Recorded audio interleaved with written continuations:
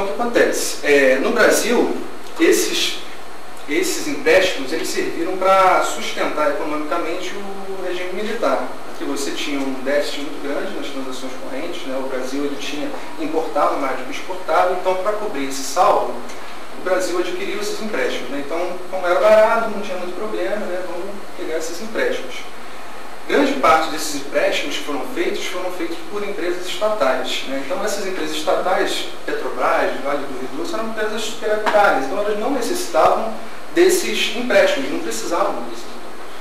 Por que eles adquiriam esses empréstimos? Justamente para poder cobrir esse déficit nas transações correntes. Então, na verdade, esse endividamento, só para citar um caso para vocês, o caso da Argentina, né, a empresa, o Jubileu ele questiona isso, né, como é que pode, na década de 70, né, com o aumento dos preços do petróleo, você se endividar, né, como é uma empresa estatal de petróleo se endividar, não faz sentido, né, não tem o menor sentido isso. E aí nessa época aí, gente, a dívida externa líquida do Brasil de 73 era de 11 bilhões e 900 dólares, 11 bilhões e 900 milhões de dólares, passou para 31,6 bilhões de dólares em 78, antes da segunda crise do petróleo. E aí o que aconteceu? Veio a segunda crise, né? E aí, enfim, a Revolução Islâmica, né, etc. E aí o que aconteceu?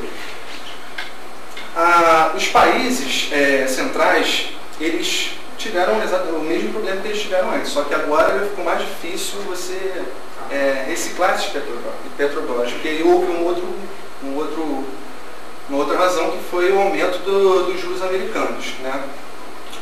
Então o que acontece? Quando na Europa você tinha essa deficiência, você tinha esse déficit nas transações correntes, a Europa, enfim, a Europa, os Estados Unidos, né? Eles começaram a diminuir também as suas importações. Isso gerou uma queda nos preços das exportações. O Brasil, como um país que já tinha esse déficit de transações correntes, ele sofreu um impacto ainda maior, né? E as poucas exportações que o governo fazia, né, o governo tinha, eles enfim, como o Brasil sempre foi um país produtor de produtos primários, né, ainda teve uma queda, né, acentuada nos preços. E aí o que aconteceu, né? O aumento das taxas de juros americanas. Então, para cobrir o seu déficit fiscal, os Estados Unidos começaram a emitir títulos com as taxas de juros, começaram gradualmente a aumentar esses juros, né? E o que isso fez? Isso fez com que os dólares migrassem mais para os Estados Unidos, né? E aumentassem também o valor, a cotação do dólar, né? Então, o que acontece? Os contratos que foram feitos, esses contratos da década de 70, do governo militar, eles foram feitos com juros flutuantes. O que são esses juros flutuantes? Bom, acho que todo mundo, quando pega um empréstimo, alguém aqui já pegou um empréstimo, alguém já foi no banco, já pegou um CDC, alguma coisa assim? Bom, que bom, né? Ninguém está precisando, está todo mundo rico, né? Ninguém está precisando de dinheiro. Que bom, né? Bom, então, mas o que acontece? Normalmente, quando você vai pegar um empréstimo, você vai lá, faz uma simulaçãozinha, você vê quanto vai dar a sua parcela, e aí você, enfim, já sai de lá, você pega o seu dinheiro, você já sabe mais ou menos quanto você vai pagar no período. Só que esses contratos de financiamento externo, eles eram regidos por juros flutuantes. O que são esses juros flutuantes? São juros que flutuam depois da assinatura do contrato. Então vamos imaginar o seguinte, você vai num banco, você contrata R$1.000, e aí você sai de lá e não sabe quanto vai pagar. Basicamente é isso, né? O mercado vai dizer futuramente quanto você vai pagar na sua parcela. Então esses juros flutuantes eram a LIBOR, Prime Rate, né? Tem vários outros índices também.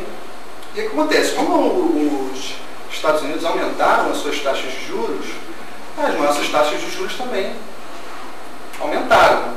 O que isso gerou? O que aconteceu?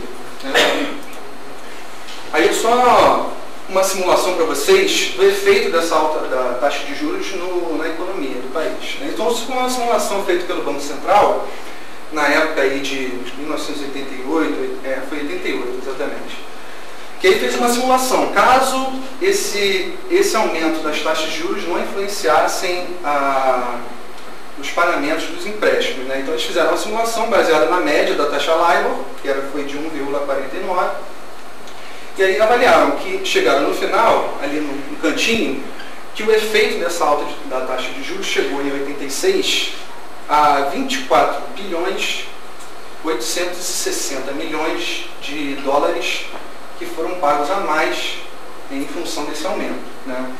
E o que são esses 24 bilhões de dólares? Eles são simplesmente juros sobre juros, né? Vamos dizer assim que são valores que não tiveram qualquer contrapartida de recursos reais. Esses valores não foram emprestados ao Brasil, simplesmente foram decorrentes desses juros, né? Então esse valor ele não trouxe qualquer benefício para a gente, não trouxe nada. Assim, não foi um empréstimo que o governo obteve para poder, enfim, fazer a ponte Rio-Niterói, para fazer, enfim, Maracanã, os estádios aí que o governo militar fez aí pelo interior, etc. Né? E aí aconteceu, 1982 foi um ano que foi uma crise financeira generalizada, né? Você teve aí vários países quebrando ao redor do mundo, né? E aí o que aconteceu?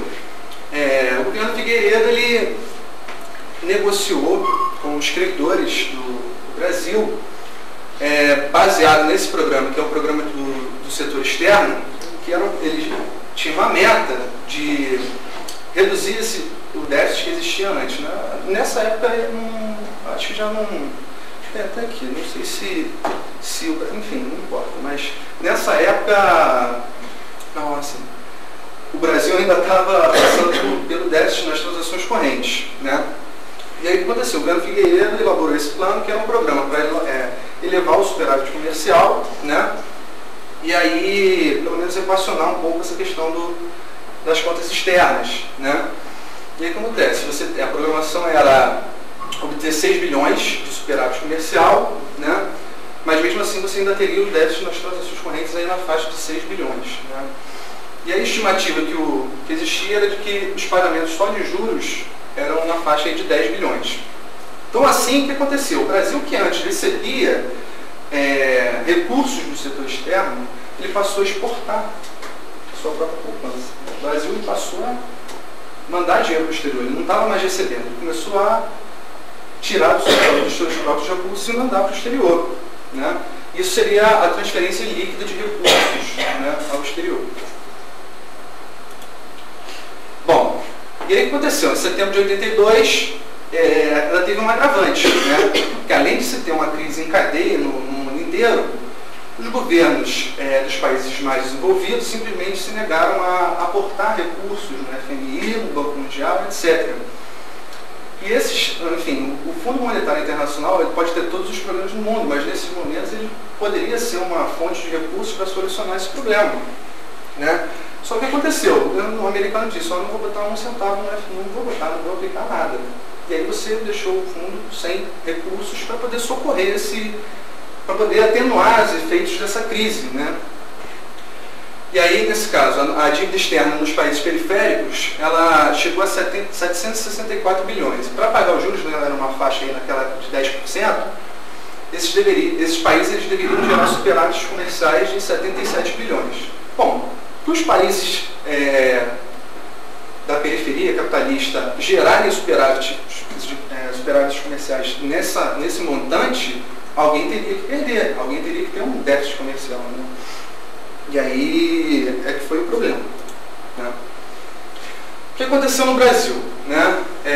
Em 83, o governo fez a negociação, negociou com o Fundo Monetário Internacional, com os seus credores, e aí metade da dívida brasileira, o governo ainda conseguiu rolar, né? Desde com uma condição, desde que no período seguinte o governo pagasse os juros integrais, né? E aí em 84 o governo teve uma exportação, um saldo das exportações muito alto, né? Ele inclusive superou a meta, uma meta de 9 bilhões, ele conseguiu 13 bilhões, só que aconteceu, aí já começou a gerar um déficit fiscal, um déficit público,